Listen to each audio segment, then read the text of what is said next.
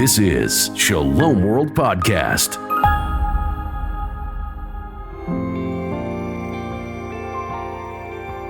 Welcome to Voyage. I am your host, Francis Hogan. Welcome to our sharing on the second half of St. John's Gospel. We are in chapter 18, and I want to pick up in verse 28. And here we begin the trial of Jesus before Pilate. In John's Gospel, this is the real trial of Jesus of Nazareth. He has already been tried before the people of Israel in the first half of the Gospel in his mission, and now he is to be tried before the cosmos, before the unbelieving world. And the drama that takes place here is absolutely incredible. I want to read it even though you know it very well. They then led Jesus from the house of Caiaphas to the praetorium. It was now morning. They did not go into the praetorium themselves, or they would have been defiled and unable to eat the Passover. So Pilate came outside to them, and they said, "What charge do you bring against this man?" And they replied, "If he were not a criminal, we would not be handing him over to you." Pilate said, "Take him yourselves and try him by your own law." The Jews answered, "We are not allowed to put a man to death." So it's obvious already, we haven't brought this man to you just for any reason. This man is to die. And this was to fulfill the words of Jesus spoken about indicating the way that he was going to die. So now we come before the world powers. Pilate is a pagan. His Roman soldiers are pagans. They're into false gods, different philosophies. They've no idea what truth is. They wouldn't know a light if you put it in front of their eyes. So there's no way they'll recognize the light of the world. But before we start, I want to remind you of something that's actually in Luke's Gospel, chapter 2, verse 35. When Jesus was an infant, the prophet Simeon said that this child would bring about the fall and the rising of many in Israel, and in the process that the secret thoughts of many hearts would be revealed. Now, we're going into what is the biggest drama of the Passion of Jesus, that is before his actual dying, in this trial. And as we do, the secret thoughts of everybody is going to be revealed. Jesus simply stands there in silence, and he's like an X-ray vision that actually shows up everything that's there. And without participating in any of their arguments, while saying almost nothing, he's able to bring the whole thing out up to the surface. All the scum comes to the surface, and all the evil that's in all the people all around him comes to the surface. It's really extraordinary. As I said in the last episode, the reason why John doesn't give the trial before the Sanhedrin is because he's dealt with it already in the first half of the Gospel. So in this trial before the world powers, we see that the cosmos, the unbelieving world, also must decide for or against the light. God has become man. He came to the whole earth. He didn't just come for Israel. And so the whole earth has to make this decision. So he's brought on trial before the representative of the greatest world power at the time, the Roman Empire. And so the decision that will be made by Pilate is made in the name of the whole cosmos. That in alone would make you nervous. Okay. I've told you that there are 3 stages here, like a drama in 3 parts playing out at the same time, where you have in the front stage, you have Pilate dealing with the Sanhedrin and the crowds that join as well. You have Jesus in the background, absolutely silent most of the time. And in the center, we will have Jesus being tortured by the Roman soldiers. Now, what we're going to see is that Pilate goes from one to the other. When Pilate goes out front stage, he's meeting raucous noise, shouts, he's meeting accusations, he's meeting hatred, he's meeting revenge, he's meeting absolute frenzy out there in the front. And then he goes back to question Jesus in the back. And he meets a very calm, quiet, silent, non-violent, non-political human being. And in going from one to the other, it's perfectly obvious, even to somebody like Pilate, that there are two different worlds. But because he's a pagan and an unbeliever, and he's not a deep man, he's actually very shallow, he's not able to handle the fact of going from one world to the other. And the more he goes from one to the other, the more confused he gets. And as he goes from one to the other, all of his own weaknesses come to the surface. And the Jewish leaders on the outside see his weakness, see his inability to make a decision, see that he doesn't actually know the issues that are involved. And so they discover they can manipulate him. And Jesus never changes. He remains totally himself. But it's actually sad to see this man, Pilate, disintegrating in a situation he should never have been involved in, because there was no way he could understand the issues that were at stake. Pilate makes a drastic mistake. He makes many drastic mistakes, but one of them is that he thinks he can barter with the Jewish elders. But the Sanhedrin and all Israel is painfully aware that this man, Pilate, absolutely hates the Jews. He hates everything about them, and he has been and continues to be very cruel towards them. So they're of no mind to barter with this man. They are going to use him to get what they want, which is to kill Jesus. And in doing it, they'll bring Pilate down, because they will get Pilate to actually kill a man he declares 3 times is innocent. Now, 3 times is very solemn. So if they manage to get Pilate to kill an innocent man, then they know they only have to send a little whisper to Rome, and Pilate will be relieved of his job. So the Jewish leaders can see that they actually have 2 victims. They can get rid of Pilate and get rid of Jesus. They get rid of both. So a very, very dangerous, ugly political game starts, in which nobody actually benefits. It is a very destructive game that actually happens. And if we look at the game that plays out, instead of just simply looking at the surface of the event, Pilate said this, they said that, this happened to Jesus, they said this. When you look at it like that, you don't get what's going on. Because John wants you to see Pilate is lost in the unbelieving world. The Jewish priesthood is also lost in the unbelieving world with regard to Jesus, okay? Because they are operating on the level of below. And the Jewish crowd are operating out of revenge and jealousy and hatred of Jesus. And also revenge and hatred and jealousy of Pilate. Now, those 3 are 3 major doors for the spirit of evil to enter into them. Major door. Sin is the door. We've already explained that. Jesus said, Satan has no power over me, because nobody can convict me of sin. Sin is the door that allows the evil spirit in. So when they're operating out of these huge evil motivations, it means the door is wide open for Satan to take over. And what Satan is going to do, and you need to realize, he is the real opponent to Jesus.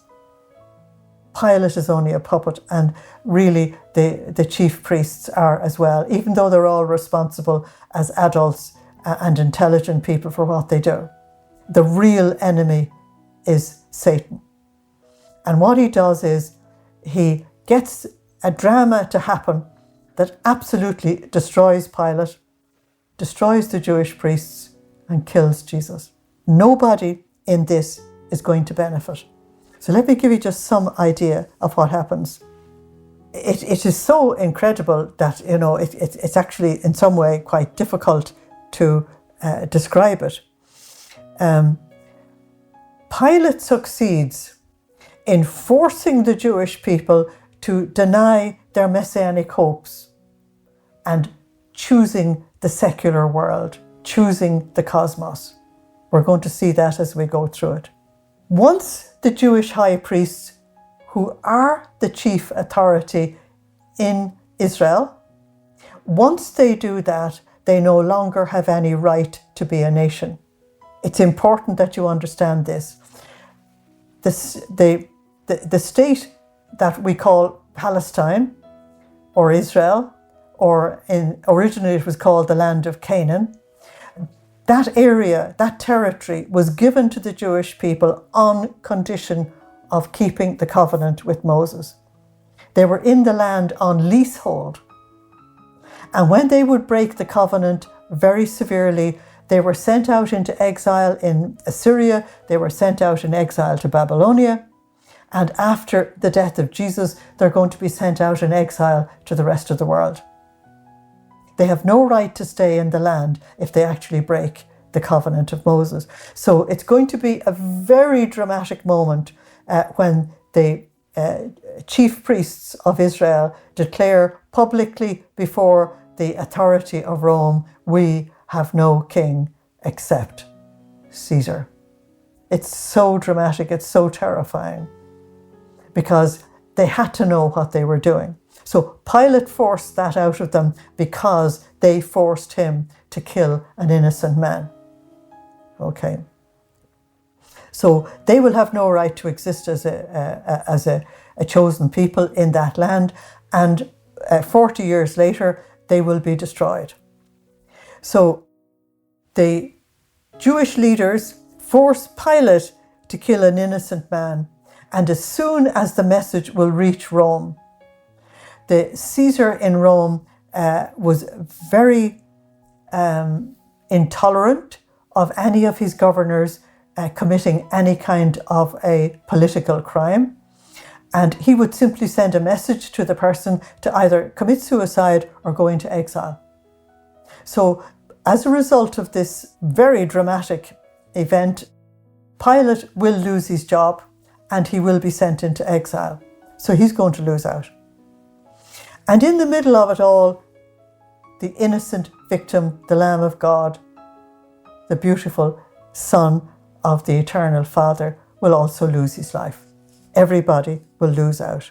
Now, when you go back to John chapter 11, verses 48 to 50, Caiaphas was holding a meeting of the Jewish Sanhedrin, and they were all worried that everybody was believing in Jesus, and they said, well, look, if we let him go on like this, everybody will believe in him.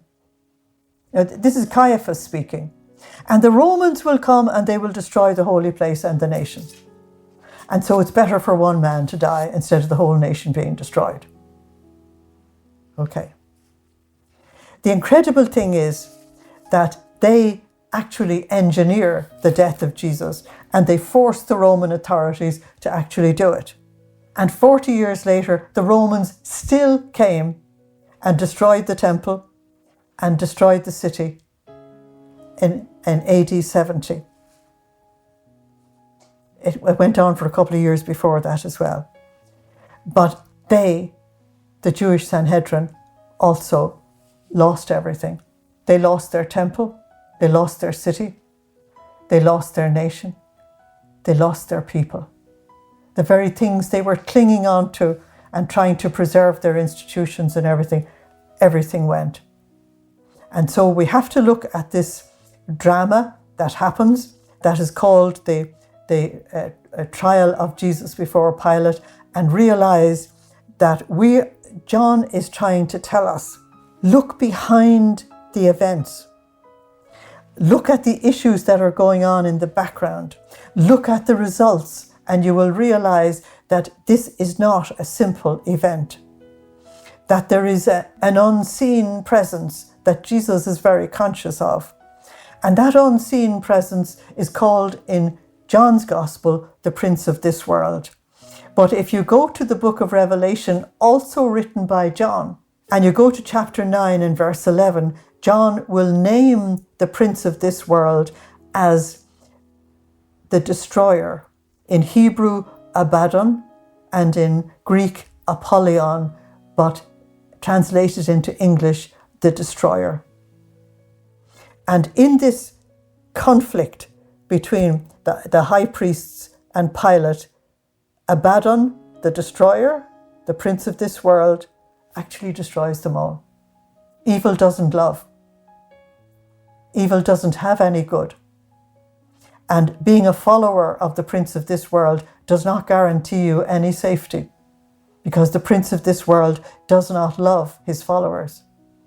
And when you look at this and look at the way Jesus loves and the way Jesus protects his followers and the way Jesus cares, you can see the two kingdoms more and more clearly, and it actually helps us to make a better decision. Amazingly, in the midst of all of this chaos, all of this noise, all of this terror for Jesus, in the middle of it all, John proclaims Jesus the King of the Jews. John shows this very clearly. And it is the representatives of Caesar, it is the representatives of the cosmos that actually crown Jesus, even though they crown him with thorns. Actually dress him in a royal robe, even though it is a robe of mockery.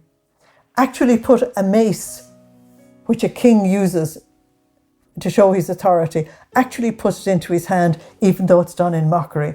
And so Jesus is crowned and he is acknowledged, and they adore him even though they do it in mockery. And he is enthroned on the cross, and he is proclaimed in the three main languages of the world of that day. Jesus of Nazareth is the King of the Jews. John wants you to see this. And he wants you to see that if you don't go behind the scenes, if you get stuck on the surface, you're just not going to see what is being done. And not only that, but when we get into this, and you see how much I have to introduce it for you, when we get into it, you will see that it appears as if Pilate is the judge, but Pilate isn't the judge. When Pilate says to Jesus, I have the authority to either kill you or leave you alive, Jesus says, no, you haven't. You wouldn't be able to do anything unless it was given to you from on high. And then Jesus turns and actually judges Pilate. He says, you're not the most guilty. The most guilty are the ones who've handed me over to you. That begins with Judas, then the high priests, and then Pilate. And Jesus apportions judgment to each one of them. Just you go back into the book of Genesis in chapter 3, and guilt was apportioned to Adam, Eve, and the serpent. All of them. Everyone involved in the tragedy. Everyone involved in the drama. They all had to take responsibility. And that's the importance of Jesus telling the man who slapped his face, don't get involved. Don't get involved in this. Don't have in your history that you actually signed your name to the death of the Son of God. Don't have that. It mustn't happen. Okay. So let's come and at least begin to read this. John gives us the trial of Jesus and the death of Jesus. It's like a drama you put on a stage, and he gives you scene 1, scene 2, scene 3, scene 4, scene 5, one after the other. And each one is a complete piece by itself. And what John wants you to do, of course, is that you would contemplate it and that you would come to understand something of the wonder and the beauty of what God is doing in all of this disaster. It is really something else. Verse 28 of chapter 18, and we're in scene 1. And the first thing we're told it's at daybreak, because people in hot countries arise very early. And the chief priests take Jesus to the praetorium. Now, the praetorium, just beside the temple in Jerusalem was the Antonia fortress, where the Roman authorities kept a very close watch on everything that went on in the temple. They could literally look down and see everything that was going on, because at the time of the Jewish feasts, the religious feelings could get very, very high, and there could be revolutions and so on. So the Roman soldiers kept a very tight guard on what was going on. There was a particular place where the Roman governor would meet anybody who needed to bring a prisoner forward, and it was sort of the outdoor courtroom. And then we're told they didn't go into the courtroom because they might be defiled. I find that utterly amazing. These men are bringing Jesus, an innocent victim, before an unjust judge to get him killed at any cost. And they won't go into the praetorium for fear that they would be defiled and wouldn't be able to participate in the Passover. Do they not know that premeditated murder is defilement? Do they not know that hatred and jealousy and destructiveness, that all of this is defilement? Don't they know anything? I hope we do. I'll continue this in the next episode. Thank you for listening. Slán agus beannacht déilibh. Goodbye. God bless you. Thank you for joining us today. We'd like to hear what you thought of today's session. Share your feedback with us at podcast@shalomworld.org. You can motivate and support us today. shalomworld.org/donate. Visit shalomworld.org for more information about Shalom World Podcasts. To get the latest updates, make sure you follow us on Instagram at Shalom World Podcasts. Shalom World Podcasts is now available on all online platforms, including Apple Podcasts, Spotify, and others.